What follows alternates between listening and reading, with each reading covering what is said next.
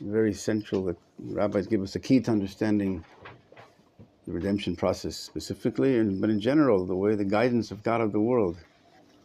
We've been speaking about the redemption that comes in a natural way, through human efforts, through human participation, through this world, political means, that God works in and through this world. There's also miracles. God suspends the laws of nature, and there's just the goal, immediate, complete.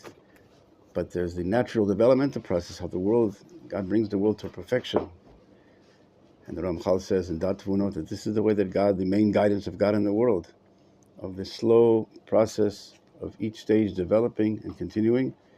What we saw last week, just repeat quickly the source, that in the top of the sheet, the Talmud Yerushalmi in Brachot, the first tractate of the oral law, the Brachot, just like in the Talmud Bavli, in the first chapter, in the first law, Yerushalmi says that Rabbi Chia, this rabbi was walking, Rabbi Shimon, Rabbi Chia the Great and Rabbi Shimon ben Chalafta were walking in the Arbel Valley, you mentioned up north, near the Kinneret, right. When they saw the glimmering of the morning star, the beginning, right before dawn, the morning star starting to shine. Rabbi Chia the Great says to Rabbi Shimon, my master, Kachi gulatam sh'Yisrael, thus is the redemption of Israel. Here, as opposed to, we said, the Talmud Bavli, it could be this way, it could be that way. They brought sources, give and take, back and forth, maybe this way, maybe that way. Here, the Yerushalmi, we said, it's more prophetic, is more the conclusive, is more this. The rabbis talk about the distinction between the Bavli and Yerushalmi. The Yerushalmi is more the Eretz Yisrael oral law that was redacted by Rabbi Yochanan in Eretz Yisrael, has this more prophetic, conclusive, this is it, this is how it is. Not like I said, like a blind person or someone in the groping in the dark, feeling around, which has an advantage. We pointed out last week. We said an advantage, you feel every nook and cranny, every detail. But this vision of the clarity, here the Yerushalmi says, thus is the redemption of Israel. Kachi gulatam sh'Yisrael. How? Batchila, it begins, kima kima. Kima kima, little by little, stage by stage, which again, those two words, it's one word repeated twice, right? Kima kima, I told you to remember those words. Kima kima, it's not only here in the Yerushalmi, in Midrash Tehillim, and many other places, we'll see maybe a few more today, that this is the what we call the natural developmental process, through history, through the world, through human and even natural forces, political, everything, as opposed to the supernatural, the quick, all the Maharal explains that the natural is that which takes place in time, right? The miraculous is all complete. The goal is there, your curtain goes up and it's complete.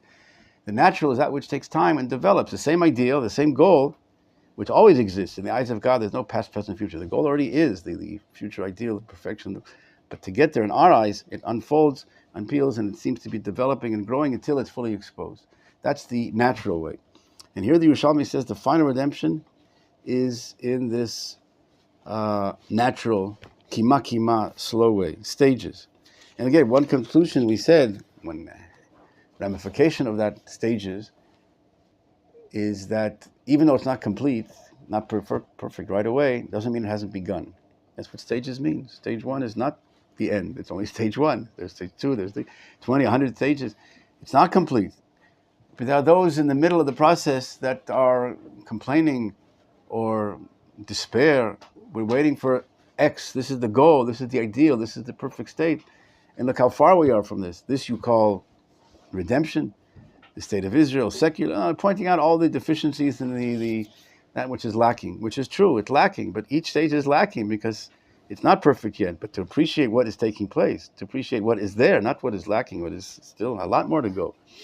But because of that, you don't appreciate what there is, how much these stages are developing. And once you recognize the stages at the beginning, from there it goes on.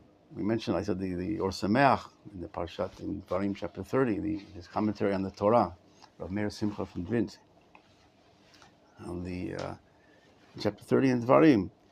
The book is called the Meshech Chochmah. He's called the Or Sameach on his commentary on the Rambam, the halachic work, but he has also on the Torah commentary, amazing. And he writes there how once we see the nation returning back to nationhood, after requesting to assimilate and forget the Jewishness and to turning outside, and now all of a sudden they're coming back. That's the first stage of tshuva. He says from there, certainly they'll come back to their God. What's the certainty? They're just becoming nationalistic. That's not religious. But he says yes. So if you only look at the stages, you say, how do you say, independently, each stage separately. It's meaningless. It's tiny little stage, coming back to nationalism. But if you understand the process, that first stage is the indication that it's begun. It's not complete yet. But if you understand the stages, we mentioned previously what are the different stages, how we come back to being a nation, to being a land. It could be outside of Israel, Uganda, then the land of Israel without Torah and so on, and then ultimately the full, complete ideal. But if you understand how the stages unpeel, so to speak, how the goal, the idea, we mentioned the Tashrak, right, in the Torah Shulchan Aruch, on the Musaf prayer on Shabbat, the redemption, the secret to redemption is this Tashrak, the backwards alphabet. It comes from the bottom up. It comes from the physical, the mundane, the extremities. And then it comes, so if you only appreciate, if you only see, look at the moment, what is there at the moment? A little bit here, a nationhood here, but that's not the goal. We're looking for this, the final goal. Yes, but if you understand, so if you have the opinion that it's, or the expectation of the miracle, it's all complete. It's either all or nothing. The goal is there, it's complete, it's perfect. So if that's your understanding or expectation, your image of the final redemption, as the Netziv says, mistakenly people think that way. And therefore they expect it to be all complete, and it's not perfect today. Like I said, each stage is not complete yet. So, this is nothing. It's either all or nothing. It's not all, therefore it's nothing. But if you understand what we're trying to, what the rabbis teach us to perfect and to elevate our vision, our perspective, to see the hand of God in the world means to see the stages. Right? We mentioned a lot the Gemara in the tractate of Tamid, on the tractate Tamid 32, page 32. It says, Ezu Chacham Haroet HaNolad. Who is the wise?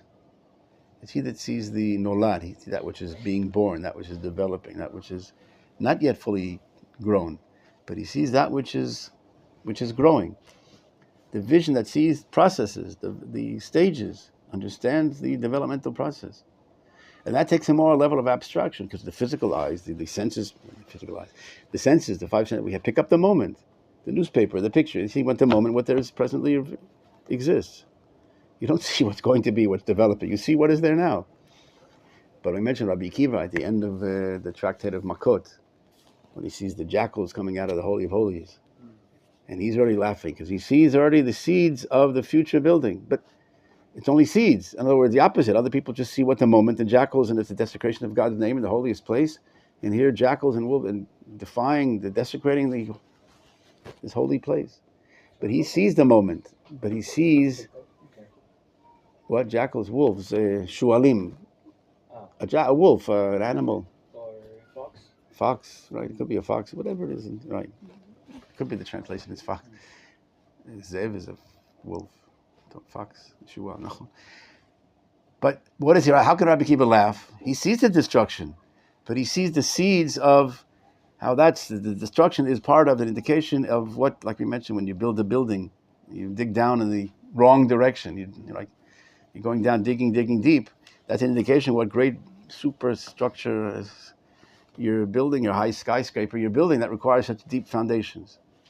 Now, Rabbi Akiva sees the destruction, the level of destruction is so great, which is an indication of what the final and third building is already starting to be built. So he sees the stages. You don't see that. The physical eye, I can pick up the moment. You see negative, you see the wrong direction, you see jackals, you see wolves. But this vision of who is the wise that sees that which is coming, that which is being built, that which is starting to develop. Seed's already in the seed, the final adult Talmid Chacham, he raises the baby. The baby can't read, can't write. They promised you a Talmid Chacham, a rabbi. Your son will be a Talmid. The baby's born. You start bringing him the books, Talmud, to start learning. A rabbi. The prophet said he's going to be a rabbi, a scholar. But it doesn't work that way. In this world, things develop stage by stage, development, and he will be that scholar. He's already there. He's the baby in infant form stage of that future rabbi. And you have to guide and direct accordingly, knowing that he's going to have this scholar, this great person. But he starts through these stages, and each stage is needed to facilitate, to build upon a firm foundation upon which the next stage can be built. The psychology, right? It's known. It's other cases somewhere in the neighborhood that if you skip stages, there was a child that skipped the crawling stage, and he started to walk right away. He just got up and started walking instead of crawling. And later there were, they call it psychological or independent problems. of now later the parents had to go back at age 14, whatever, 9, 14, to try to go back to crawl, to salvage what could be saved again from that state that was skipped, that was missing. To see the world from the crawling state, whatever, that's an important foundation for the intellectual development. What's it got to do with it? But yet there was an imperative of the mental, intelligence stage that was impaired because of that skipping of that stage. Each stage is necessary. You say, no, I want to get to the final stage. If you can skip those stages, what? It's even better. They can start reading Gemara at the age of 1. No, there's stages. That's why the Gemara, the Mishnah in Pirkei Avot says, Ben Chamesh LeMikra, right? The 5 years old learning the Mikra, Mishnah, Gemara. Only 13 it starts doing the mitzvot. To the later Gemara, there's stages, and the Rabbi writes, Seder Hayom. He has in a commentary on one of the Rishonim that not to skip, not to put we call these spiritual goals or ideals, restrictions on the child that's developing. First, let him develop the strong, healthy body, fun, the enjoyment of life, and that. Upon that, later he'll get to more the spiritual. Have a strong foundation. It has to have again, you can't build stage 2 without the first level. You can't build in the air, Rav Chanab writes. So too, each stage is necessary. And it seems insignificant when you just look at the stage in and of itself. Like I said, you judge it by its own value, separate from the bigger picture, which is what, against the senses pick up, the moment. It seems worthless, it seems meaningful. We mentioned the parable that the rabbis go on to say in the Rishonim here, right? Like the morning star, like it goes up and rises until the sunlight fills the horizon. So we mentioned, I gave the parable, so to speak, 2 people looking, one facing the east and one in the west, remember last week? So one guy sees the darkness and the whatever. The other guy starts seeing the sun starting to rise a little bit. He says, what are you so happy about? Redemption, redemption. Only a tiny bit of light. Even I don't see any light. But even if you do see a little of light, it's so much darkness. That's the majority. And the majority rules. So a little bit more, the sun's rising, and then a little bit of light also the other guy sees in his direction. He says, so again, it's a little bit of light, but 1 against 99%, how can you judge this? What's the majority? What's the main phenomenon is darkness. How can you say this is redemption? But if you understand the process, when that 1% starts to go, that's just the beginning of the sunrise, and then it will fill. It goes on and fills. It goes on and fills the horizon. And that's how, like, the Yor Sameach. Then when you come back to nationhood, if you understand the process, they'll get to God. Because that's the process has begun. When the child is now born, 1948, the state of Israel, whatever, Tashach, the neshama is now in this world, the body is built, and now the building of the body goes and develops, but the neshama is now here. Now it's a matter of time until the neshama becomes recognized, and we're aware of it, we'll live accordingly. But just like in individual development, so too the national. The baby is born, the nation is born, and then it goes through stages of development. We'll see why the physical comes first. Like, we'll see, again, if you notice, I'm going backwards. I said chronologically. The sources, we talked about the rabbis, the Achronim and Rishonim, about the rabbis that said the final redemption will be the natural way. And then we bag now the Talmudic source for that. And soon we're going to get to the biblical source. What did the Tanakh say about the final redemption? But that we'll see what the stages are of the physical coming first, to build a strong foundation, the body, to house that super neshama. But again, if you only have this perspective or imagination, and we mentioned that way at the beginning of why the common misconception that we saw of it is wrong to believe that redemption will come as sudden revelation.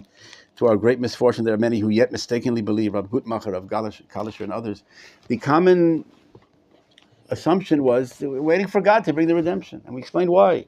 Remember the different reasons we saw the sheets of... after 2,000 years of exile, first of all, it didn't seem possible any other way. Here, we couldn't, Yeah, I just wanted to ask Rabbi, are we now in the middle or in the third stage? We're well advanced. It's hard to put the numbers of what stage. We're well advanced. We have the physical, and now we're beyond the physical, the adolescent stage. The adolescent stage is when the child, now the physical development is there. He's strong, the muscles are built. And now he's approaching adulthood. But now there seems to be the opposite. In other words, instead of being a happy adult, all of a sudden there's this crisis of adolescence, of identity. Who am I? What am I? I have the body. I have some. What am I living for? What am I?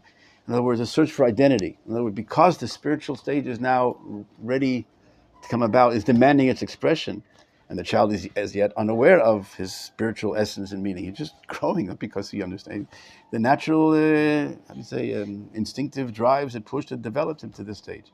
And now he's beginning to ask why, which is because the adulthood is now, like I said, ready and waiting and demanding its full expression. But before he gets to that stage, there's this crisis, as the rabbis say exactly what it says here. We'll see the sources. How darkest before the dawn. Right before the bigger light, there seems to be a regression. You think he goes from childhood to adulthood. But in the middle, there's this negative stage. He was such a good, obedient child, nice, doing the homework, and keeping the mitzvot, whatever. And all of a sudden now he's rebelling against parents, rabbis, God, everything. And that's part of the process. We explain this many times. It always comes up. But this crisis, as someone once said, right? You have whatever what did Plato say? The necessity is the mother of invention.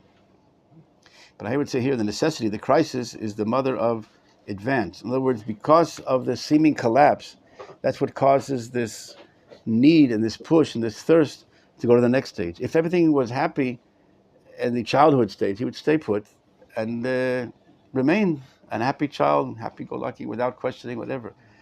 But because the new stage is now, like I said, ready and demanding its expression, to be aware of who you are, what you are, what's the bigger meaning, what's the the intellectual understanding of what the conscious awareness of your being. So because of that, there's this stage that forces you to get to next. You can't stay young anymore. You can't stay a child. There's forces within that are so pushing that if you try to stay where you are, like the embryo, that the baby in the womb, the contractions and the labor pains that push out the baby, you can't stay put. The system is such that you can't remain a nice, happy child. These forces, the next stage is pushing out, and if you're not aware, and if you don't, you're not educated properly, and they aren't helped by the adult then there's this stage of this crisis, which forces out the next stage. You will have to grow. The nation will have to come to God, to come to Torah, come to mitzvot, not because of some external force, because within the essence is already there, and we're not aware of that essence. You can't just, okay, so I'll stay happy in Zionism, national secular Zionism. I'm happy. You see what's going on now, this search for the identity, the meaning of not being happy with Zionism, what's called post-Zionism now. They were so gung-ho, Zionism, and all of a sudden questioning what we're doing. Maybe we're obstacles to peace. Maybe we're the problem in the world. Maybe we shouldn't be here. Maybe we stole someone else's land. In other words, the search of identity of what we're doing here, not the dissatisfaction with the previous stage, is indication and part of the process that forces and facilitates the getting to the next stage of indeed who you are, to coming to grips with that. But in the middle, there's this search, the question. Before they get the answer, the question is that because you have to go, you have to grow. You can't stay with the Zionism as you understood it. It won't last. It won't work. It doesn't hold water anymore. It doesn't satisfy anymore. Because it's not true, and it's not the full picture. It was enough to get the ball rolling, and that was what was needed to develop the first stages. But now you're what you asked. Now you're at the next stage of coming to the conscious awareness of who we are, what we are, what Am Yisrael's goal in the world is, what the holiness, what the divine essence of our presence and possession of the land of Israel, what blessing it is for the world, for humanity, creation, what the greatness of it, and we're not aware of that yet. So to be a child, that's no longer satisfied. To get to the answers of who we really are, we're not there yet. So in the middle, there's this crisis of no man's land. Like, we're not the child, we can't be a child anymore, that doesn't satisfy. We're not yet an adult, we don't have the answer, understanding consciously. So there's this force from within that pushes you, which causes this collapse of the previous, in order, which, like I said, the pulling back of the spring, which forces you, or the bow and whatever, the bow and arrow, which forces you to get to the next stage. You won't be able to stay put with so there'll be the stage of post-Zionism. A Cook writes this 100 years ago, when Zionism was, like I said, gung-ho, unquestionable, that was the fever of, just nationalism and building the land.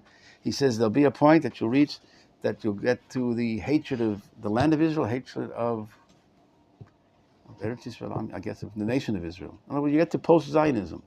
At that point, no one what post-Zionism. Everything was so Zionism. It was clear. We're without any questioning of this is our land. We're coming here building with no reserves. All of a sudden, you get to the point. How did Rav Kook know that? Because that's the state. In other words, because the neshama is the holy Zionism, is the divine essence of the Jewish people in the land of Israel, to bring that kingdom of priests and holy nation, to bring the world to its ultimate perfection. The nation that's building that, the child that's building, doesn't know all that. He's not aware of that. Like the child that's supposed to be a prophet or a rabbi, a scholar, a professor. At the beginning, he's not aware of that consciously. The genes are already there. The goal is already implanted in him. But the conscious level is just a child and growing, and that's enough. And that's what it's supposed to be at the first stage. The next stage, though, now it has to be clarified of who you are, what you are, why you are. And that's when it's not clear, then there's this crisis, identity crisis. And that's what we're going through now, as you see in all the different things of the world, questioning our presence, and that's causing us ourselves to question of who we are, what we are, which is just an indication, if you want to be optimistic, understand the true stages, that's because the final stage is now necessary to come to our clear, conscious awareness. I don't think the nations like to what the rabbi says. They are fully aware, like when Israel like rebuild again, like the third temple. I think they know what will be the consequences. Like Israel will. No, but the fact that the pressure of the nations in depth, in the inner depth, they are like partners to forcing out this process of the clarification, the questioning, the moral questioning. No one else do they question their rights to exist. No other nation in the world do they say you have no right to exist. Who said you're allowed to be here? The nation becomes independent. But here, the only country in the world that there's a question of our right to Ibichal exist. Who says you can even be? And that's, again, inherently or instinctively, there is this understanding. Again, that's why some are afraid of our presence here. But nevertheless, the anti-Israel, is because of the nation's inner essence are demanding us to stand up to your true goal. You're not being your true goal. As you are now, you're not living your full essence. And therefore, you have no right to exist and not to be. They don't say that consciously. The enemies of Israel don't say they are against Israel, they hate Israel. But I'm saying the inner divine process that forces us and the Jews themselves to question and to clarify who you really are. What are you doing in this land? What is the deeper, divine, universal meaning and blessing in your presence and possession of the land of Israel? That's what this week's parasha actually, in Parashat Balak, the great Hasidic master, the Shemi Shmuel, the son of he was in Sokachov, a Rabbi of Sokachov, the son of the Avnei Nezer, the Rabbi of Sokachov. But he himself has on the Parshat, his lectures on the Parshat HaShavua, the Shemi Shmuel it's called. And in this week's parasha, he explains how, what it says at the beginning, we read this morning, right? That they just wanted to, Agarshenu min Aretz, I will get rid of him from the land. I'm not against the Jews. Let them live, let them be, let them stay in the desert. But I would just let him into the land of Israel. He explains how they didn't want to, the Midrash, it says that their only opposition was the Jews should enter the land of Israel. Let them stay in the desert, be holy and righteous, but not to enter the land. What was so anti-Zionism, not to enter the land? You could say it was like the spies. They said the Jews should remain in the desert, being holy, spiritual, miracles taking place, connected to God. You stay in your spiritual world and leave the physical world to us. We like to enjoy the world as it is, the physical, the material, the hedonism, whatever. If you come into Eretz Yisrael, you will sanctify the land, the earth, the physicality of this world. The Jews in the land of Israel, our whole goal of coming here is to show the unity, the harmony of the spiritual in the physical, the holy in this world. Not by staying away from, not in a monastery and outside of this world, but in this world to be holy. In the desert, we were holy above this world. We were angels. And the whole goal of our entering the land is to now become angels on earth, to, like we say, l'kadesh et shimcha ba'olam, right, to sanctify your name in this world. And that's the whole goal. And they instinctively, he explains, that's why I brought this down now to answer you. See, they instinctively felt that if you come into Eretz Yisrael, you're going to sanctify the land, the earth, to show that this world can function with holy and spiritual and morality. And that ruins everything for us. We like to enjoy the world the way we like to enjoy it, without the sanctity, with holiness and the morality and the ethics. So they wanted to, the main thing was to keep the Jews out of Eretz Yisrael, like the spies, in a different approach, but the same thing. The spies wanted to remain in Eretz Yisrael, in the desert. It's much more challenging to be holy in this world, in Eretz Yisrael, through the natural development, you work, you plant, you do, and to remain holy, when you participate and you do and you work in the land, it's much more difficult. So let's stay in the desert. And that's what they're also, Balak and Bilam, they said they wanted to keep the Jews in the spiritual realm. You stay in the spiritual and leave the world for us to enjoy as we like it. So again, the nations, it's not like they said, oh, the Jews in Eretz Yisrael will that's what he explains there, but that was their inner motivation, so to speak, for why not letting the Jews, right, we'll get rid of him from the land, expel him, not let him come to the land. What would bother them? So they can explain different logical reasons, they'll say conscious reasons, but the inner conscious, the subconscious level, he says, explains it's because the prevention of the Jews to sanctify this world. So too, the prevention now of trying to keep the Jews away from Israel. What bothers them so much? A Jew moves a caravan in some mountaintop that hasn't been occupied for 2,000 years. The whole world is in uproar because they sense that the Jews in Eretz Yisrael is not just another nation, another land. Exactly. This is the neshama of the world, Yerushalayim. What do they have? They know that they feel, whether consciously or subconsciously, that there's something totally different here. There's something earth-shattering and shaking here and revolutionary that, will affect them. And like I said, the Balak here, that they felt it will affect them morally. It will obligate them morally. If you're holy in this world, like when you're a saint in the monastery, it doesn't bother me. It doesn't obligate me. You in your holy place, but let's see in this world, functioning and dealing. And that's what Am Yisrael comes to do, to be the living example of holiness in this world, with the kingdom, with an army, with agriculture, with industry and commerce. And all of that is holy. All of that is driven by a soul of goodness, of charity, of giving, of all the Torah that comes to manifest a kingdom of priests and a holy nation. And that threatens the world in their way they want to enjoy the world, so to speak. I'm just saying, either way, from without and from within, there comes this questioning, this seemingly negative, going backwards from the previous stage, because the bigger light is now demanding its expression, and there can be no longer any satisfaction with the previous, and they haven't gotten to the next stage, the fuller development, and therefore there's this crisis, there's this breaking, this like I said, in the Hebrew it's called kereach mizeh mizeh. You lose your hair, bald from this and that. In other words, you have neither that nor no man's land, neither this nor that. You're not the child anymore, and you're not yet the fully developed adult. And that's what's hidden in these words of the Kima Kima. The rabbis actually say it, as we'll see later. The stages. Let's go on, maybe in the source. The rabbis bring as an example. First, they bring a verse from Micha. Ki yeshev b'choshech Hashem orli. In other words, the redemption, it goes, unfolds. It says, slowly, slowly, but as it progresses, it grows greater and greater. And we'll see later that it's not just up. I can tell you now already. So there's so many. It's not just up. You think it goes up and up, and up. Also, I can be optimistic, so to speak. I can understand that. It's getting more and more light. It's clear, but no, it's not always that way. And he brings it down. There's also regressions, seemingly regressions. What I just said before about these crises. Can I ask the Rabbi about the? I don't know if this is a prophecy or words of the prophet that I believe it's from Moshe. It says Israel is standing alone and dwell alone. Like, what do we? I'm a vadad yishkon, that you'll be alone. Yeah. A nation that dwells alone. Yeah. Yeah, and what's the? So why do we care about the other country that hates Israel? It's not that we're caring or not. The goal is the ultimate perfection of all of creation, to bring man to its full potential and what God has in store for the world. It's not just us. Am Yisrael is the means, the mechanism, is the chosen people to bring that message, to connect this world to the divine, let's call it, to bridge the gap. But it's not to get rid of the rest of the world, the heck with everyone else, and we just have our redemption.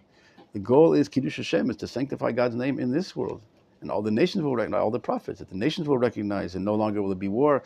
Lo yisagoy, right, in Yeshayahu chapter 2, then no longer they'll pick up a sword, one against the other. The change of mankind, the changing of all of human development. But we'll get to that. I just wanted to continue one thing here. The rabbis liken the Mashiach to a tzemach. A tzemach is what? A blossoming. Like we say 3 times in the prayers, the Matzmiach Yeshua, to, how do you say, I'll read in English here, or the Emily Smecha brings down. This is the reason why the prophets call Mashiach Tzemach, the sprouting one. For it says in Zechariah, for behold, I am bringing my servant Tzemach. He calls the Mashiach Tzemach. Tzemach is something that grows and develops slowly, right? A plant, a sprout that grows. A plant. Tzemach, it's someach, it grows. Behold, also in Zechariah, behold, there is a man whose name is Tzemach, and he will sprout forth out of his place. I will raise a righteous sprout from David, in Yirmiyahu. We also say this in our prayers. May you speedily cause the sprout of your servant David. Et Tzemach David, right in the Shemona Esrei. And also before that, at the beginning, in Birkot Kriyat Shema, Matzmiach Yeshua, you sprout redemption. Not like you bring redemptions all at once, all complete, but rather the sprouting. And he explains, what does that mean? The author Ezrat Kohanim, bringing the Shiltei Giborim, explains that Zerubbabel was called Tzemach. Just like a plant grows little by little, so too his eminence will increase little by little until it is great. That's how the commentators explain the Tzemach. Tzemach is an example of something that grows, again, kima kima, slowly, slowly. So too, this is why the Mashiach is called Tzemach, because his and Israel's eminence will ascend little by little until it is very great, just like a plant. It is clear from all of this that our future salvation will sprout forth naturally, that is, through miracles disguised in nature. It's all divine, it's all miraculous, so to speak, but disguised coming through natural means. Therefore, time, what makes it natural? Time will be needed for this natural process to develop. We mentioned miracles are without the function of time. It's immediate, all complete right away. Natural means the same ideal comes about, but in time is needed for this, like the Maral says. But he brings down this suffering, the Mashiach serve as the absence that precedes the existence. That's what I said before. It's a big principle in the rabbis, and the Maral elaborates on this in Netzach Yisrael, other places. What he calls heder kodem lahavaya, the absence that precedes existence. The negative, so to speak, that precedes the bigger positive. In other words, like I said, the simplest metaphor of the bow and arrow. You pull back the bow and the arrow in the wrong direction, right? And that's how the arrow goes even stronger in the positive. You build down a building, like I said before, you want to build a skyscraper, you dig down deep to build for its foundations in the wrong direction. Now, wrong, seemingly, you want to build up, but you're digging down. In other words, that's how what the rabbis say also. I think he brings it down here, but the Midrash says how the Mashiach will come and nistar v'nigle, he'll be revealed and become concealed, based on Shir Shirim, like the gazelle, the mountain gazelle, that sometimes you see it, all of a sudden then it disappears, and then it again reappears. But why? Because it goes down sometimes in a valley, whatever, it comes in the hidden place, but it's always moving. Even when it's hidden, it's not like things are going backwards. Even then it's advancing, but it's hidden from your eyes. So too the redemption, there are stages that seem to be going backwards. Post-Zionism. Oh, you see, I told you so. Like this people, like going back to my parable here of the rabbis that say the sunrise. So one is facing the east, one is the west, the sun is rising, and he says, look, the day, whatever. And finally the day in the afternoon, the sun rises, and you see this is a redemption. You see finally the good has, the positive is the majority, that's the direction of history. And all of a sudden clouds come. Oh, and he says, you see, I told you so. It's dark again. There's some people that won't see, even when it's so clear, the daylight, whatever, the Jewish people coming back to the land after 2,000 years, fulfilling exactly the stages of the prophecy, of the building of the land, building of the physical, the building of the economy and the army, etc. And then there's a spiritual searching, Balei Tshuva, coming back to the state, the success of Torah and the state of Israel, the strength of what we're living here now, hundreds of thousands learning Torah, fully in Kollel and Ulpanot and Yeshivot. And people say, no, I'm still waiting for, where's the redemption? Where do you see any good? Because they still see that which is missing, so to speak. There's a lot that's still missing, but not to appreciate what's going on, where we're at. They see the clouds. And the clouds, so at the time of the redemption, it says there's the stages that, like this gazelle and Shir Shirim, that the Mashiach comes, revealed and hidden, revealed and hidden. Those are the stages. But the rabbis explain that it's a principle of heder kodem lahavaya, the absence that precedes existence. The absence that precedes a more advanced stage. And each time, because the stage, maybe I'll read what he says here.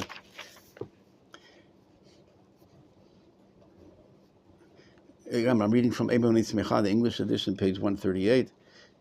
God completes his counsel through messengers. Through what are the messengers?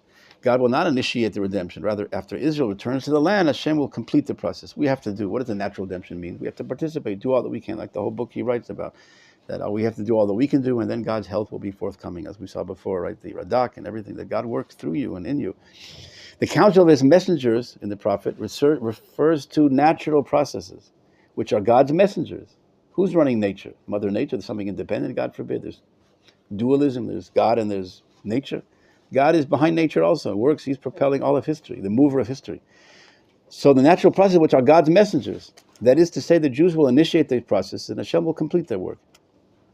Hence, our veritable sages explain that Mashiach will not come to the people of Israel suddenly like a flowing river to redeem them, instantaneously from darkness to great light, but rather, as so many Jews imagine. He also says that people think that's how, again, because of what we mentioned before, the expectation of the miraculous. How can it come in another way? Here we are in Poland, in Europe, in Russia, we can't even move out of the pale of settlement. They called the Jews restricted where they could live. And you're talking about the Jews will conquer the land of Israel, be independent. It seemed to be impossible in a natural way. The only way possible, the only way that was left is miracles. God can bring us back tomorrow if he wishes. So the more and more the expectation of the miraculous, and we mentioned also because of the false Mashiachs, more and more the false Mashiachs that claim that they're the Mashiachs, the people, the reaction was such that leave the Mashiach to God. When he wants, he'll bring you back. Don't start looking for human or messengers, whatever, through human means. Can be misled and be led to fall to susceptible to these maniacs of false Mashiachs, of Shabtai Tzvi and Frank and others. So therefore, we mentioned how the rabbi said how there are people that the natural reaction, so to speak, the defense mechanism was leave the Mashiach to God. When he wants to redeem you, he'll do so. So more and more, nevertheless, this mistaken conception, out of lack of study, as he says, that the Mashiach will come as instantaneously from darkness to great light, so as many Jews still imagine. Rather, what will be true, they will ascend gradually from one level to the next. And once they are accustomed to one level, they move on to the next, until they gradually reach the highest level on the ladder, ascending to the house of God. An instantaneous elevation from one to the lowest extreme to the highest extreme is highly unrealistic. First of all, he said it's not realistic to jump from one extreme to the other. Also, the children of Israel will not be able to cope with such an abundant good. This is similar to a person who has recently recovered from a difficult and dangerous illness.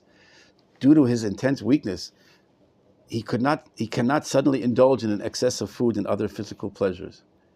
You can't just all of a sudden eat. You have to go back to eating and whatever. The body's not ready for it. The light of the Mashiach is so great that it can't come all at once. And we'll see the rabbis also say that in many places. Read quickly the Midrash.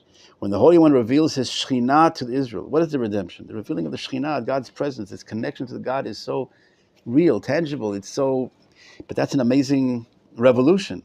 He will not reveal it all at once. He can do a miracle and have it all revealed, but no, he won't do it all at once. For if he would reveal it all at once, all of his great goodness at once, everyone would die, because they cannot tolerate so much good. Therefore, he reveals himself little by little. That's from the Tanchuma and Dvarim. Now, though again, you could say it's a practical reason. In other words, there's so much light, God gives us a little bit, like he says, a little bit stage by stage. But we'll see there's a deeper essence of why this stage. Why not jump them to the higher level? Why the necessity and the amazingness of God's plan of bringing it naturally? But that we'll leave for next time, Dr. Shem. So we'll get to, there's much more to go in this source, Dr. Shem.